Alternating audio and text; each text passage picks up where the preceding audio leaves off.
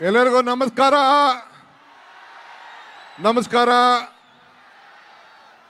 ಎಲ್ಲ ರಾಮನಗರ ನನ್ನ ತಂದೆ ತಾಯಂದಿರಿಗೆ, ಯುವಕರಿಗೆ ಚಾಮುಂಡಿಯ ಈ ಒಂದು ಪವಿತ್ರವಾದಂಥ ಕರಗ ಮಹೋತ್ಸವದಲ್ಲಿ ನನ್ನ ಸಾಷ್ಟಾಂಗ ನಮಸ್ಕಾರಗಳು. ಇದು ಪವಿತ್ರವಾದಂಥ ಸಭೆ. ನಿಮ್ಮ ಅಭಿಮಾನಕ್ಕೆ ನಾನು ಗೌರವ ಕೊಡ್ತೀನಿ. ಆದರೆ ನೀವು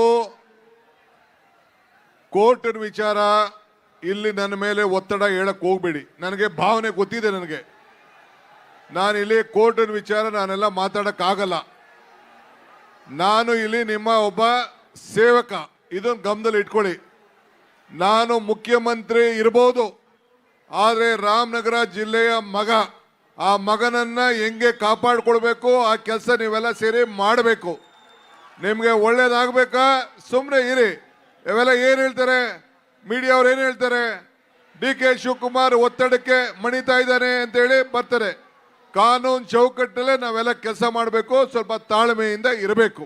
ಅಷ್ಟೇ ನಾನು ಹೇಳೋದು. ನಾನು ಹೆಂಗೆ ದೇವ್ರ ಮೇಲೆ ಪ್ರಾರ್ಥನೆ ಮಾಡಿದೆ, ನೀವು ಪ್ರಾರ್ಥನೆ ಮಾಡಿ. ಪ್ರಯತ್ನ ವಿಫಲ ಆದರೂ ಪ್ರಾರ್ಥನೆ ವಿಫಲ ಆಗಲಿಲ್ಲ ಅಂತ ಚಾಮುಂಡೇಶ್ವರಿ ಬೆಟ್ಟದಲ್ಲಿ ಹೇಳಿದ್ದೀನಿ. ಹೇಳಿದ್ದೆ ತಾನೇ ನಾನು? ನೀವು ಹಂಗೆ ಚಾಮುಂಡಿಗೆ ಈಗ ಹೋಗಿ ಪ್ರಾರ್ಥನೆ ಮಾಡಿ, ಭಗವಂತ ತಾಯಿ ಒಳ್ಳೇದು ಮಾಡ್ತಾಳೆ. ಆಗ್ಬೋದಾ?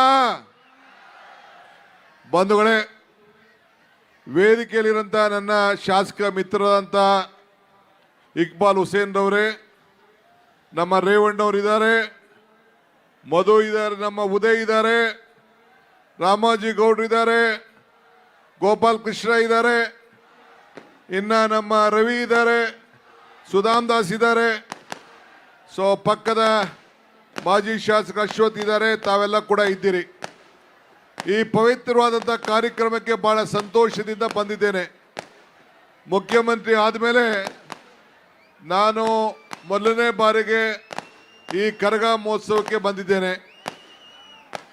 ನಾನು ಪಟಾಕಿ ಹೊಡೆದು ಯಾಕ್ರಿ ಹಾಳು ಮಾಡಿಸ್ತಾ ಇದ್ದೀಯ ನೀನು?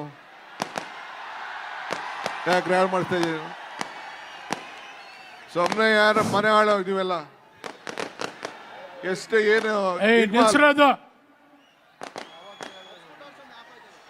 ನೀರು ಇರೋದಕ್ಕೆ.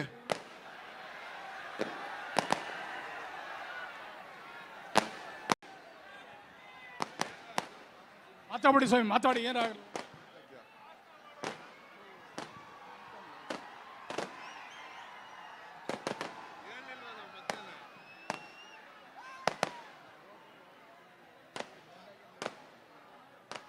ನಿಲ್ಸ್ರು.